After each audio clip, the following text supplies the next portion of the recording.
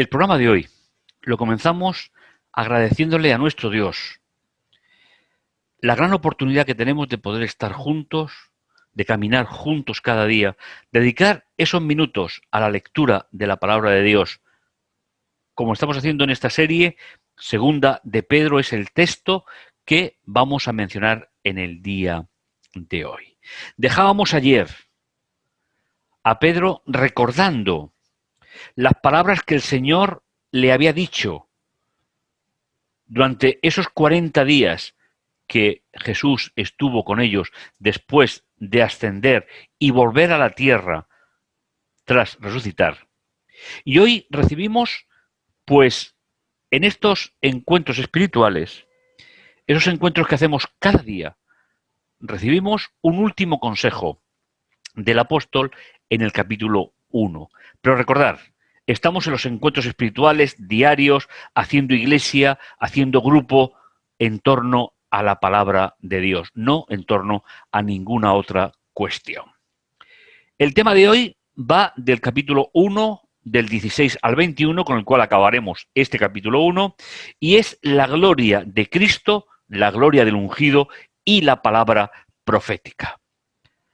Pedro va a seguir reforzando su identidad como apóstol, como anciano de aquellas iglesias, para gloria de Dios.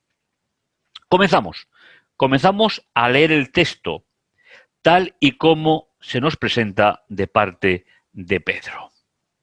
Dice: porque no os hemos dado a conocer el poder y la venida de Jesús el Mesías, nuestro Señor. Seguramente, por lo que vamos a leer en este versículo, lo que estaban contando los apóstoles, en este caso Pedro, podría estar siendo puesto en cuestión por las personas que le escuchaban. Ya sabéis que cada carta del Nuevo Testamento se escribe después que una iglesia se forme, se escribe a posteriori. Dice el apóstol que lo que ellos han comunicado,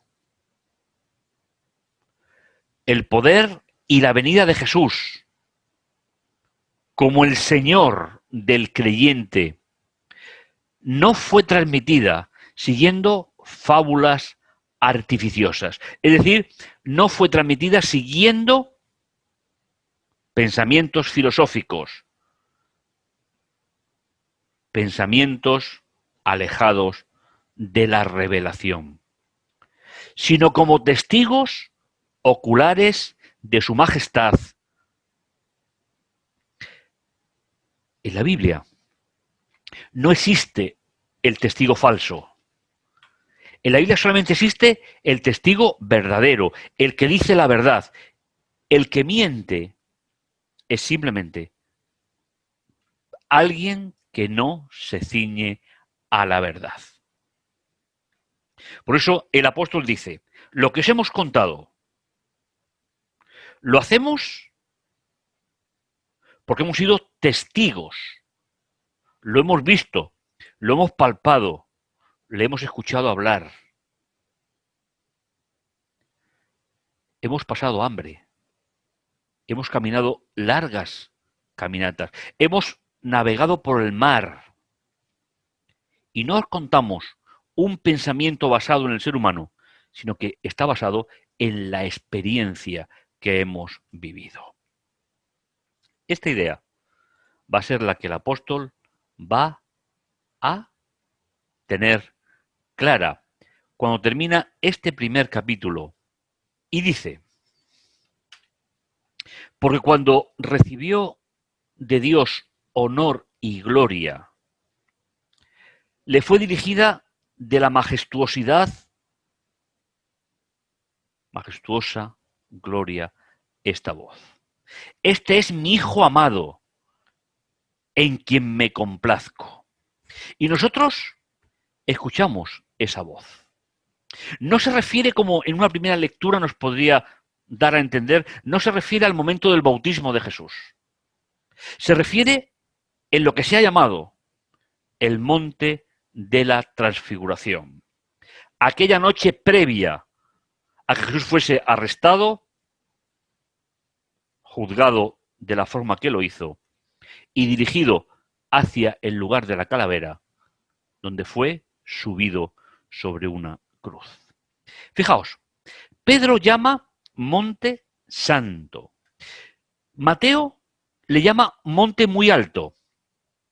Marcos le llama Monte Alto. Y Lucas, que escribe para una parte de seguidores de Jesús que no conocen la geografía de Jerusalén, le llama subió al monte a orar. Y ahora Pedro introduce Monte Santo. Es decir, 4 formas de llamar a ese lugar emblemático donde Jesús pasó las últimas horas en su vida antes de empezar el itinerario hasta el Calvario. Y Pedro va a decir cuál es la base sobre la que se basa el mensaje que les está transmitiendo. Tenemos también, es decir, no solamente ellos como testigos, no solamente como la fe en Jesús o testimonio sobre Jesús, sino que hay otro pilar sobre el que nosotros debemos de apoyarnos, igual que aquella comunidad, cuando hablamos del mensaje de Jesús. También tenemos la palabra profética, es decir, los que hablan de parte de Dios, los que hablaron como voceros de Dios durante toda la historia de la primera alianza, empezando por Moisés y terminando por el último profeta de la Biblia hebrea. Dice, a la cual hacéis bien en estar atentos como una antorcha que alumbra en lugar oscuro hasta que el día amanezca. Y el lucero de la mañana salga en vuestros corazones. Pedro emplea una pequeña parábola, pero muy gráfica y muy significativa. La palabra profética tiene que iluminar el corazón del ser humano y la mente para entender que todo lo que hizo Jesús, todo su ministerio, no solamente tiene que ser anunciado por los que lo vieron, lo sintieron o vivieron con él, sino que los profetas de la primera gran parte de la Biblia también anunciaron la venida del Mesías. Y hay un par de cosas que tenemos que entender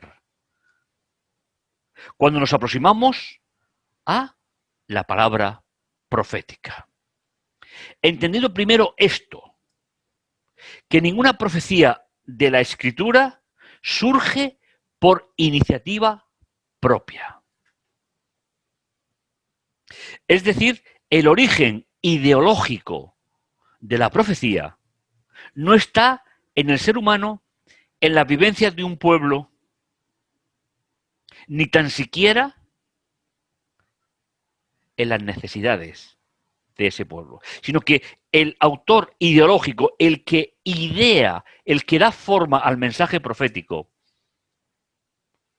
no viene por iniciativa propia. No es una idea de los que escribieron, o fueron profetas que no escribieron, que en la Biblia encontramos a ambos. Porque la profecía nunca fue traída por voluntad humana. Es decir, Dios no anuncia al ser humano cuando levanta un profeta.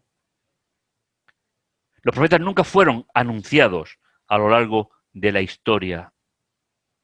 Los profetas son levantados siempre por una necesidad del pueblo de Dios, por una necesidad del conjunto de creyentes. Y es Dios, en su sabiduría, el que levanta un profeta para llevar un mensaje de salvación a su pueblo. Por eso, Pedro, que está hablando de la salvación en Jesús, nos recuerda, en primer lugar, que ninguna profecía de la Escritura vino nunca, nunca por una iniciativa humana. ¿Que fue el destinatario de la profecía? Estamos totalmente de acuerdo. Pero en primer lugar, la profecía se genera en la mente de Dios, como una necesidad para cada uno de nosotros. Nunca fue traída por voluntad humana, sino que los seres humanos hablaron de parte de Dios siendo dirigidos por el Espíritu Santo. Dirigidos. El término es muy interesante. Podría ser algo así, como el timón de una embarcación que mueve cualquier tipo de embarcación, grande o pequeña. Y que en aquella época, cuando el viento soplaba sobre las velas de un barco, era el timón el que dirigía a dónde tenía que dirigirse la embarcación. Esa idea, que se suele traducir a través de la Edad Media por inspiración de la Biblia, aunque el término requiere ciertos matices. Los seres humanos hablaron de parte de Dios o a través de Dios, siendo dirigidos, como el timón dirige una embarcación, por el Espíritu Santo. Es decir, Dios dirigió el pensamiento de los profetas a poder transmitir una verdad importante en momentos de crisis.